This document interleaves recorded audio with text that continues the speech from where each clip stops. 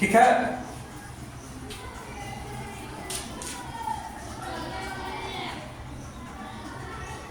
Nitrogen और oxygen,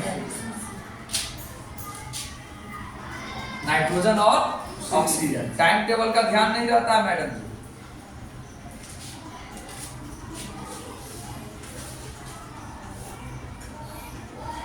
ठीक है,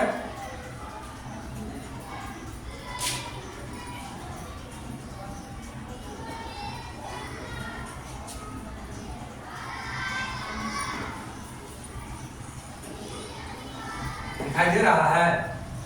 देख रहे हैं आप लोग कि नहीं देख रहे हैं? बोलिए, देख रहे हैं। चल अब यहाँ देखिए, ठीक ठाक देख रहे हैं? अब यहाँ देखिए, अभी तक आप क्या बोलते थे? कार्बन की अभिक्रिया ऑक्सीजन से होगा तो कार्बन डाइऑक्साइड। सबसे पहले आपको ये पढ़ाया, फिर आपको मैंने पढ़ाया कि कार्बन परमाणु में टूटेगा, ऑक्सीजन परमाणु में टूटेगा, उसका परमाणु मिल करके कार्बन डाइऑक्साइड का अणु बनेगा, ये बताया। फिर अभी कुछ देर पहले मैंने बताया कि परमाणु का इलेक्ट्रॉन रासायनिक अभिक्रिया में भाग, प्रोटॉन न्यूट्रॉन पर चर्चा नहीं करेंगे, वो नाभिक में रहता है। वो भी किस इलेक्ट्रॉन की बात करेंगे? अंतिम कक्ष वाले इलेक्ट्रॉन की बात करेंगे, ठीक है ना। चल, तो अंतिम, इसके अंतिम कक्ष का इलेक्ट्रॉन और इसके अंतिम कक्ष का इलेक्ट्रॉन रासायनिक अभिक्रिया में भाग लेगा और कार्बन डाइऑक्साइड बनेगा, है ना। तो कार्बन डाइऑक्साइड जब बनेगा तो साथ में क्या निकलेगा? उष्मा निकलेगा। तो उष्मा निकलने को क्या बोलते हैं? उष्माक्षेपी। तो अगर इसको बोल दे कि ये उष्माक्षेपी अभिक्रिया है तो किसी को कोई तकलीफ? तो उष्मा निकलने को दिखाना केमिस्ट्री में संभव नहीं है। उष्मा निकलना और उष्मा सोखना को दिखाना संभव नहीं। इसीलिए हम किधर, इधर क्या रहता है? प्रतिफल। प्रतिफल के तरफ हम प्लस उष्मा लिख देते हैं, प्रतिफल के तरफ हम प्लस उष्मा लिख देते हैं। तो प्रतिफल की तरफ उष्मा अगर होगा, ठीक है, तो उसको हम लोग कहेंगे उष्माक्षेपी। और अभिकारक के तरफ अगर उष्मा होगा तो उसको क्या बोलेंगे? उष्माशोषी अभिक्रिया की पहचान है कि अभिकारक की तरफ प्लस होगा, सॉरी प्लस उष्मा होगा। और उष्माक्षेपी की पहचान क्या है? प्रतिफल की तरफ। आई बात समझ? तो इस दोनों के अभिक्रिया से कार्बन डाइऑक्साइड बनेगा और साथ में क्या निकलेगा? उष्मा निकलेगा।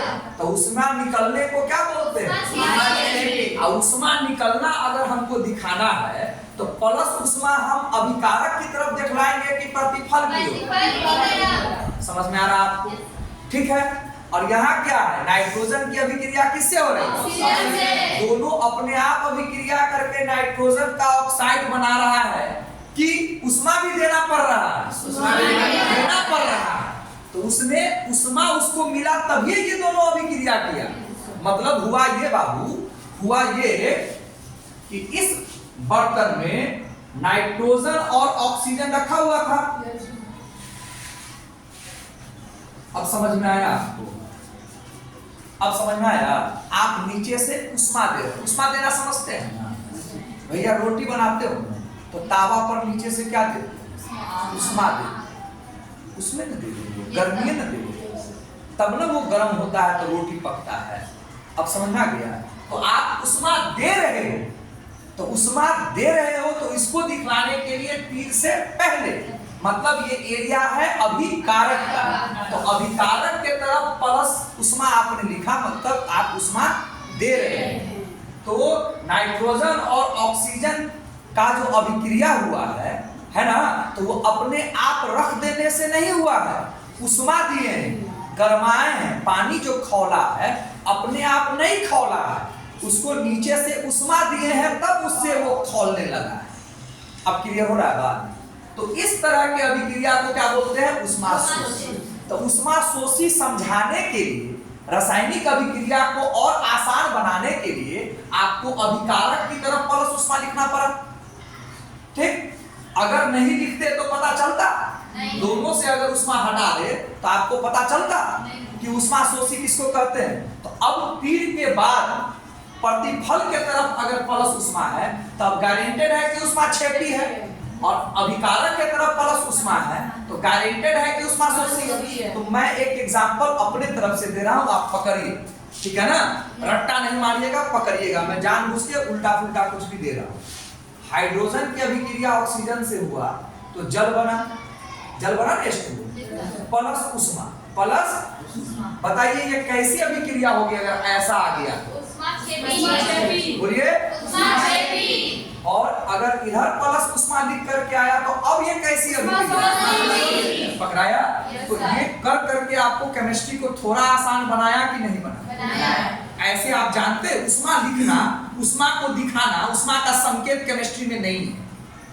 उष्मा का संकेत केमिस्ट्री में जो नहीं है वो केमिस्ट्री में गड़बड़ियां है। तो उस गड़बड़ियों को दूर करने के लिए कुछ ना कुछ लिख दिया जाता है। तो अभी लिख दिया गया है, कुछ देर के बाद तीर के ऊपर या नीचे कुछ ना कुछ लिख दिया जाएगा। तो केमिस्ट्री को आसान बनाने के लिए ऐसा किया जाता है। ठीक है, तो अगर प्रतिफल के तरफ प्लस उष्मा है तो ये रासायनिक अभिक्रिया कैसा माना जाए? छेदी अभिक्रिया। बोलते बोलते ही आएगा। ठीक है, बोलते बोलते ही आएगा। और अगर अभिकारक की तरफ प्लस उष्मा लिख दिया है, ठीक है, तो वो कैसा अभिक्रिया माना जाए? ठीक है, उष्मा शोषी का मतलब क्या हुआ? रासायनिक अभिक्रिया उष्मा की उपस्थिति में हुआ है। उष्मा दिए हैं तब रासायनिक अभिक्रिया हुआ है। और इसमें क्या हुआ? अभिक्रिया के बाद उष्मा निकला। उष्मा निकला है। इतनी बात समझ में आएगी? चल वीडियो रोकिए।